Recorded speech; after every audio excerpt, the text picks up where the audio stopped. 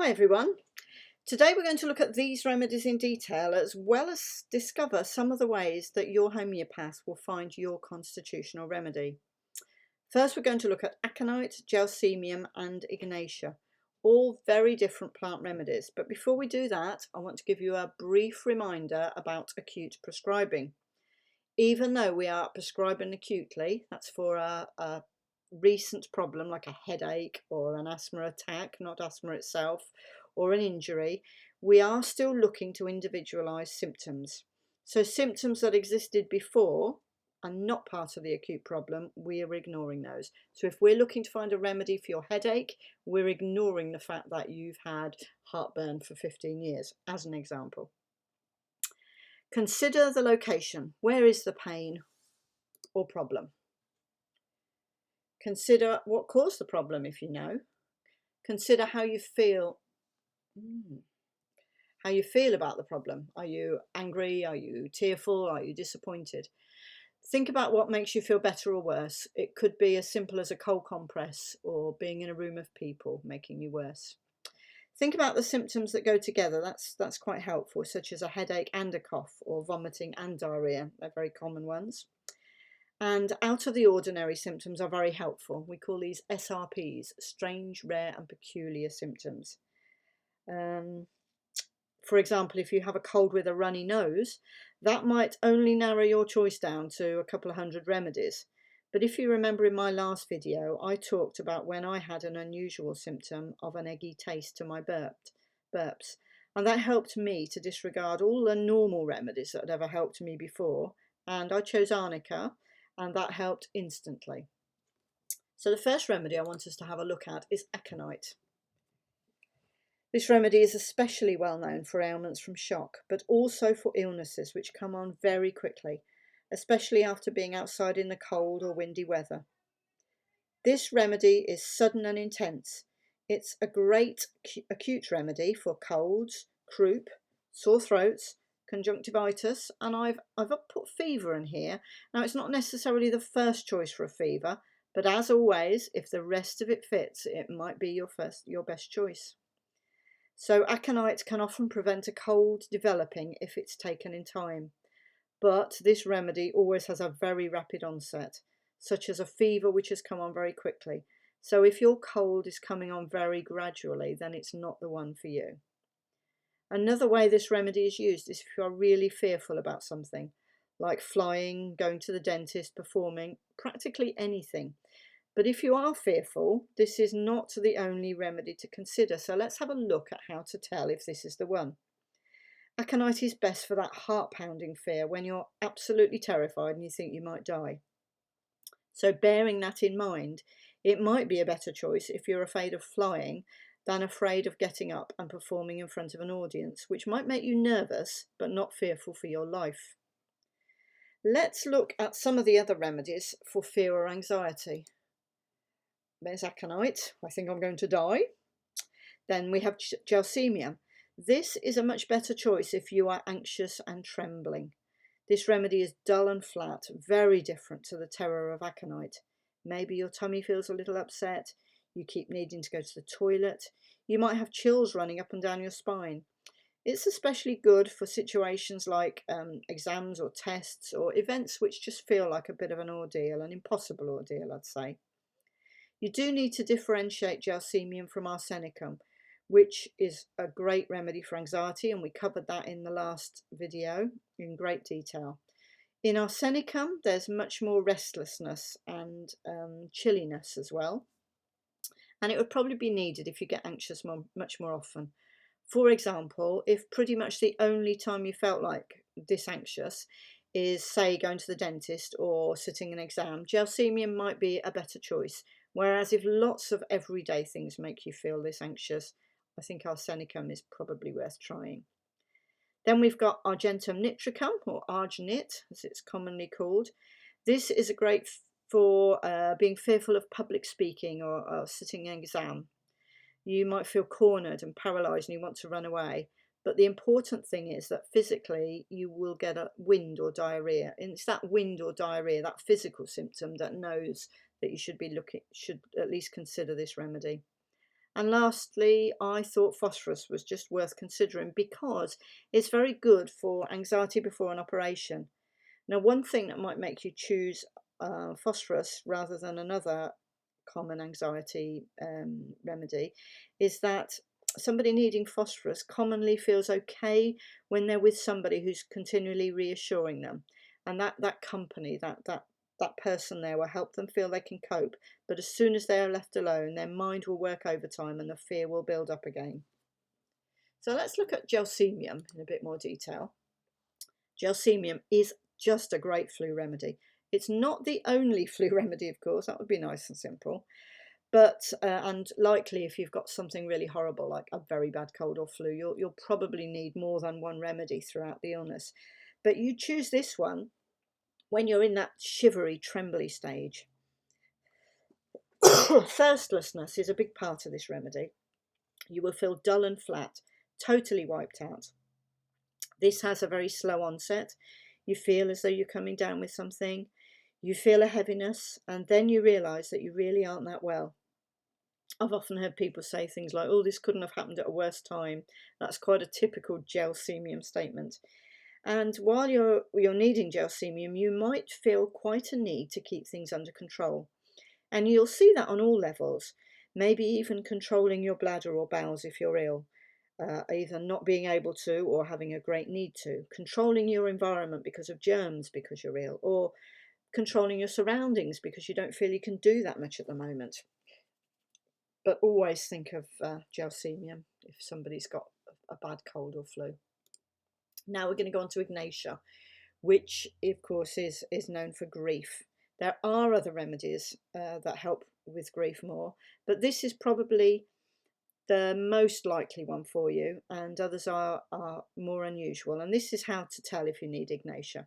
You're probably quite tearful, and there's a lot of sighing, often in an attempt to control your tears or other emotions. You take these deep breaths to calm down. Now, then we've got hysteria. By that I mean changeable. Be laughing and crying. You're all over the place. We don't only see tearfulness, there's anger and disappointment, lots of emotions, which is fairly typical when you're going through the grieving process. It's also one of the great insomnia remedies. So if your insomnia is caused by a grief or a big disappointment, this would be the best first choice for you. Someone in this Ignatia state often makes foolish decisions. There is quite a lot of unpredictability here. We sometimes see that expressed in real life when somebody rushes straight into another relationship or they go and get drunk to help them cope. So remember, although we think of this as a grief remedy, grief is not only felt when a loved one dies. It could be the loss of a job, a friend moving away, losing a pet. It's more the feeling of grief than the situation we're looking for. There's more to it than just grief. I've seen a great gentleness in this remedy, and somebody who's easily hurt and expresses that hurt in a similar way to someone who might have suffered quite a loss, even though we may not judge their situation as that tragic, might still need Ignatia. So don't just look for a typical grief situation. Look more for how the person expresses their feelings over their situation. So if you imagine how someone might feel after the loss of a loved one, and see someone having those feelings over something you might perceive as pretty minor, they might just need some Ignatia. So last, I wanted to look and to share with you a little bit about how a homeopath is led to choose a constitutional remedy for you. Now, sometimes very rarely, but sometimes it is so obvious that we don't need to work things out. As an example, if somebody comes to me and gives me a long list of the tragedies in their life, and they sit and they sigh and they cry and tell me their tragic stories and they can't sleep, I know immediately that I want to start with Ignatia. And at that point, I don't need to look further for another remedy. But with thousands of remedies available and with more being proved each year, we can't possibly learn enough about every single one. So there are different ways to point us in the right direction when it's not quite that obvious. So the first and most basic one is repertorisation. Now, even if afterwards a homeopath develops and uses a different method, this is the one that we will learn first. So we have a book called a repertory, full of millions of symptoms, which we call rubrics. And nowadays, most homeopaths don't use their books, although I'm sure we've still all got them, but we will use software because it makes it an awful lot simpler. So here, sticking with grief, I've searched for ailments from grief. So we always get the subject first. So we've got grief, ailments from, and that ags there means aggravated. So it might be an ailment that you've had before, but because you've gone through a grieving situation, your problem has been aggravated by it. So that symptom there covers all of that. So the repertory gives us then, what we will do is, if I'm happy that that is a symptom that I want or I think is good for my patient, I will just double click and stick it into the clipboard there, and that is my first symptom in. Down here on this left hand side this is a mind symptom. You can see that's greyed out and that says mind, so this is obviously an emotional symptom. We've just got down there vertigo, head, and we go down and down, vision, ears, all the way down to bladder, and down below that there's more. So if then I want to look for a different symptom, I will click into a different part of the repertory and go looking for another symptom. So if I'm going into head next, which is there, I will go looking for headache, which clearly has about 3,000 or probably more remedies in that, so it's not ever so helpful. The other thing I want to let you know is that in this symptom here, ailments from grief, all of these remedies have ailments from grief in. There's Ignatia, whoops, and Ignatia is very heavily weighted. You can see capitalized and underlined is the heaviest weighted, the most common remedies. Right, just all the way through black type is the least common, but they still have it in. And then we have next is the italic, and then we have the capitalized, and last and most common in this or any other symptom is the capitalized and underlined remedy. So you can see there are a few. Ignatia is not the only one that is very common to get their symptoms made worse by grief, but this, you'll narrow that down then with other things. So I search for my symptoms and I put them in the clipboard, and then once I've done that, all of that with all different symptoms, I'm ready to ask my software for a summary of my symptoms. And here we have the result of that. So I've stayed with the grief, so I've got ailments from grief, and I've picked these symptoms simply because I know Ignatia has them in. So now I've got involuntary urination, I've got a headache, I've got sighing, and I've got sleeplessness. Now, if this were a real case, there are 67 remedies. I don't think they're all showing on this, but there are 67 remedies with all of the symptoms in. And after those 67, I'll start to have blank spaces here because you'll start finding still remedies have some of those symptoms, but not all of them. So in effect, if I'm confident that my patient has definitely got those symptoms, I then need to consider 67 remedies. That's still quite a lot. Not considering there's probably 6,000 or 7,000 remedies, it still narrowed it down a lot. But ideally, I need to narrow it down a little bit more than that. So I need to decide on another rubric or symptom. So I decided that my headache was wandering. So first of all, it was on one side and then it was on another side or whatever. Now, in real life, I'd actually get rid of my first headache because we don't want two headaches here. But this is just an example. So I've shown you I've added a more unusual symptom. And as you can see, I've now only got, I think that's 25 remedies to consider. Ignatia is first. That doesn't mean we should discount the others because they're all in effect as likely to be the right remedy. So I would go through those 25. Now, if this was a real patient, even if it wasn't this obvious, I could probably go through and say, oh my goodness, definitely not that one because that's quite an angry remedy, definitely not that one, and I hopefully am only left with 4 or 5. Now, you could still do this with a book, but it's and we are given the opportunity to do this with a book in college, but it was very tedious, and there are a few amazing homeopaths that still just use books all the while, and I think that's incredible. But I would not be able to do that anymore, I don't think. So once we've done that, or sorry, as a different way of finding a remedy, we have the kingdom or sensation method. Now, as I said, anybody who does this method also can use repertorization, whether they choose to or not, on a regular basis. I like to use both. Um, and sometimes I'll use one, sometimes use another, but invariably I'll delve into both. Now, this kingdom or sensation method has become much more popular in the last few years. And when we're doing this, we really listen to the patient's language and we start to narrow down the remedy that they need in a different way.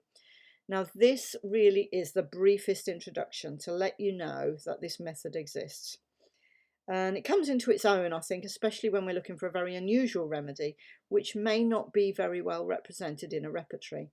And it's also fabulous when people are really able to explain the sensation that their problem gives them and how their pain feels or the effect it has on their lives. All those sorts of awkward questions. So the first part of using this method would be to decide if we're looking for a plant, an animal, or a mineral remedy, or an osode. Now there are other more obscure remedies, but here let's just stick to those basics. And this really is a very brief summary of this method. So people needing a plant remedy are often, not always, but they're often sort of gentler people. They describe how something affects them. They will sometimes speak quite randomly, changing subjects. Their symptoms might change a lot, and they might even use plant language such as, "This is what's at the root of all my problems," or "I had to really dig deep to find the answer to that." Little things, and one of those comments will not mean a plant person, but they add up. And then once we realise or we believe that our patient needs a plant remedy, each plant family has different sensations. So once we know the sensation that our patient has, we can start to investigate. I once listened to a lady talking at church, and she described a situation she was in, and she said, "I felt absolutely crushed." And I thought, oh, you need a plant from the Cactaceae family. Of course, I didn't prescribe it. That's not nearly enough information, but it just made me think that. And it's just to let you know that the sort of sensations that plants will have. So let's look at an animal remedy. People needing an animal remedy often tell us more stories. They're often more charismatic and lively, and sometimes they will have a theme of injustice or situations where people have done things to them. You versus me. Now, once you know you are looking for an animal remedy, you can listen to their language then and consider their symptoms, and you need to narrow it down to a bird or an animal or a reptile or an insect, and they each have their different qualities, which is very interesting to study. And then we have minerals. Minerals are often, not always, more organised, but always they feel as though they are lacking in something. And somewhere down deep, they usually blame themselves for their situation or their problem. Even if you might think it seems clear that someone else has caused that problem, they'll blame themselves for putting themselves in that situation. For example, if I don't know, if somebody had been in an accident, obviously we wouldn't ask somebody this, but if you said to somebody, "Why do you think that happened to you?" An animal would say, "Because that horrible person over there did that to me."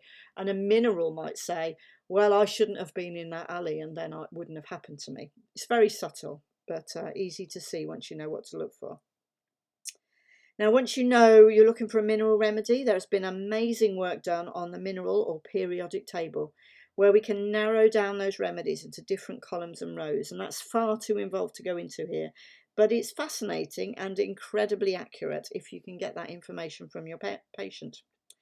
So one simple way to consider these differences between these three remedy groups is think about if you had in a room an animal, a plant, and a rock or stone. Which one would you notice first, and which would you take more notice of?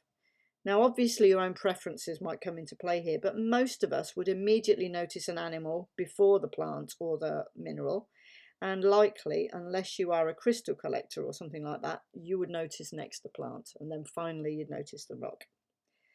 So last, just a brief look at a nosode. A nosode is a remedy made from some diseased tissue, and somebody needing that remedy will give the message that there is something inside them which should not be there. And when we get that message over and over again, we know we're looking for a nosode as a remedy. Now, this really is the briefest introduction to this method. There is a lot more to it. We need to consider miasms, which seems a little bit deep to go into here, but this gives you a taste of it and the knowledge that it exists, and why your homeopath might ask some apparently pretty strange questions. So thank you for listening. Do get in touch with me if you're interested in learning about any other particular thing in homeopathy, and get in touch with me if you'd like to find out if homeopathy can help you. Thank you. Bye.